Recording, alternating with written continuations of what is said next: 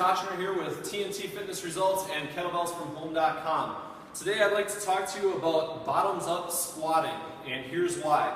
It was brought to our attention that a number of our members at our gyms and through our online training have sustained some injuries over the course of their life. You know, they're the people that tend to like our style of training are the hard living types that are involved in, you know, whatever activity in sport, and you know, they come to us and say, you know, I blew up my knee a couple times when I was in high school playing football, or you know, I was a power lifter, an elite power lifter for a long time, and then my SI joint, my back, it's all jacked up, and I just can't squat like I used to.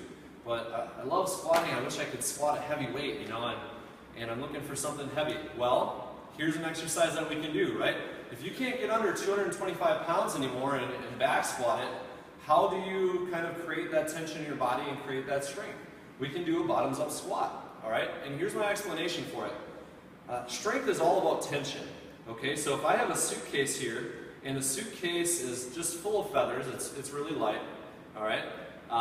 And I tell you it's 300 pounds. You're gonna go up to it and you're like, okay, I'm ready to deadlift this 300 pounds. You're gonna create all this tension, you're gonna go, whoa, right?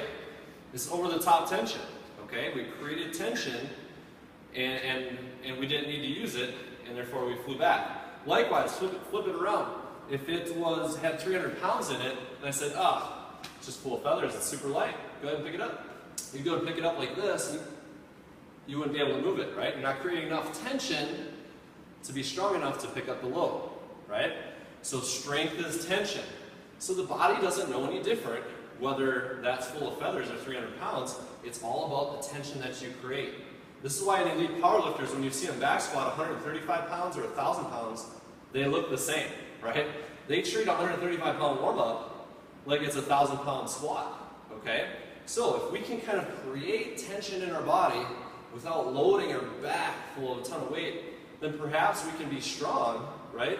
And reduce our risk of injury, or you know, at least be a little bit lighter on the knee or the back, okay?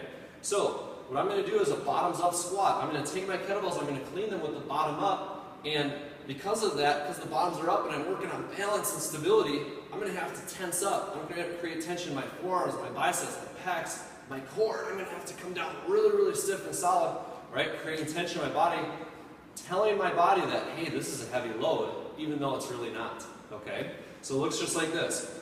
I'm going to lean forward on the kettlebells, getting a good grip, almost like I could hold a handstand on them, all right? Sit back in my hinge pattern, hike them back, and clean them up, all right? You can already tell in the tone of my voice that I'm creating tension here, all right? It's pretty tight. Breathe in, tense up, and come up, up.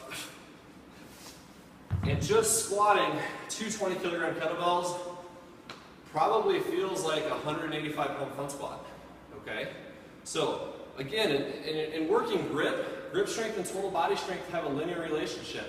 So if I'm working on my grip, I'm gonna get stronger there as well. So use bottoms up. If you have some injuries out there, right? Knees, back, whatever, you can't do squats anymore, use bottoms up squat as a tool to gain strength. I think it'll really help you. And until next time, Derek with TNT Fitness Results and KettleBellsFromHome.com.